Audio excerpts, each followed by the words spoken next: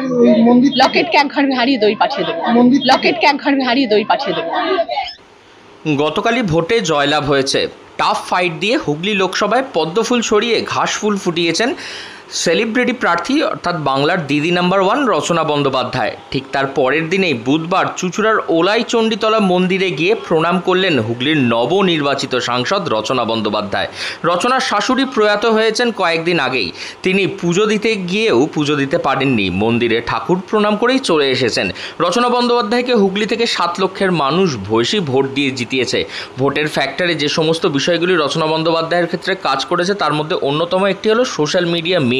তাই যারা মিম তৈরি করেছেন তাদেরকেও ধন্যবাদ জ্ঞাপন করেছেন রচনা বন্দ্যোপাধ্যায়। রচনা বন্দ্যোপাধ্যায়ের জয়ের বিষয়ে তৃণমূল সুপ্রিমো মমতা বন্দ্যোপাধ্যায় যে প্রথম থেকেই আত্মবিশ্বাস বাড়িয়েছেন সে কথাও জানিয়েছেন এদিন সাংসদ।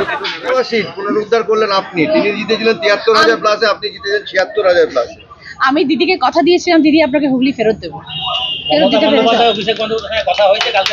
হ্যাঁ, দিদির সাথে হোয়াটসঅ্যাপে কথা হয়েছে, অভিষেক বন্দ্যোপাধ্যায়ের সাথে ফোনে কথা হয়েছে। উনি তো মমতা বন্দ্যোপাধ্যায় আপনাকে স্পেশালি এখানে ক্যান্ডিডেট করেছিলেন। উনি বললেন যে আমি তো তোমায় বলেছিলাম তুমি জিতবে। দিদির কনফিডেন্স, মানে আমি এটাই সবসময় বলি যে দিদি যখন আমাকে প্রার্থী করে পাঠালেন দিদি বললেন যাও জিতে নিয়ে এসো, মানে দিদি কনফিডেন্ট ছিলেন যে আমি জিতে আসবো। তারপরে যখন আমি ফোনে কথা বললাম মাঝে মধ্যে, দিদি হবে তো সব ঠিকঠাক হবে তো দিদি, পারছি তো? বলে রচনা তুমি জিতছো। আচ্ছা দিদি, আর কোনো কথাই বাড়ায়নি, কারণ আমি জানি দিদি বলে দিয়েছেন জিতছি মানে আমি জিতছি।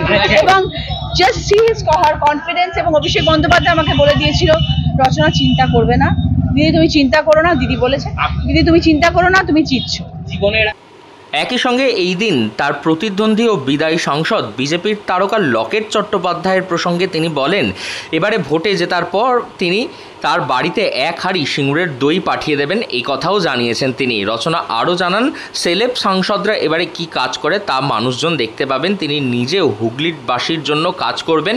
যে সমস্ত মানুষরা তাকে ভোট দিয়ে জয়লাভ করিয়েছেন তাদেরকে ধন্যবাদ জ্ঞাপন করেন। অন্যদিকে তার বিপক্ষে যারা ভোট দিয়েছেন তাদেরকেও তিনি প্রতিশ্রুতি দেন যে আগামী নির্বাচনে তারা ঘাসফুলের পাশেই থাকবে। তাদের কাছে আমি চিরকৃতজ্ঞ, আর যারা ভোট দিলেন না তারা 5 বছর পর আবার ভোট দেবেন। তাহলে কি আপনার মিমটাই কি হুগলিবাসী ওটাই হিট করলো, হুগলি নাম্বার 1 করে? হয়তো তাই না, হিট করেছে কিনা জানি না, কিন্তু অনেক বেশি পাবলিসিটি করে দিয়েছে, সেই জন্য ধন্যবাদ যারা এই মিমটা করেছিলেন। বলছি যে এই সিঙ্গুরের শিল্প বা অন্য জায়গায় হুগলি যে শিল্প একটা বড় সমস্যা। নিশ্চয়ই সমস্যা নিয়ে আলোচনা করা হবে। দিদি আছেন, দিদি নিশ্চয়ই দিদি এতদিন করতে পারেননি হয়তো কিছু, কারণ দিদির কোনো লোক এখানে ছিলেন না, এখন দিদির মানুষ চলে এসছে এখানে, নিশ্চয়ই কাজ হবে, নিশ্চয়ই কাজ হবে। প্রথম দিন সিঙ্গুর থেকে যাত্রা শুরু, একদম মায়ের ওই মন্দির লকেটকে এক ঘর হারিয়ে দই পাঠিয়ে দেবো। প্রচার পর্ব সেরে মাঠে জয়লাভের পর এবারে মাঠে ময়দানে কাজ করার পালা নবনির্বাচিত সেলিব্রিটি সাংসদ রচনা বন্দ্যোপাধ্যায়। এবার তার কাজের দিকেই তাকিয়ে রয়েছে গোটা হুগলি। হুগলি থেকে রাহি হালদার, লোকাল 18 বাংলা।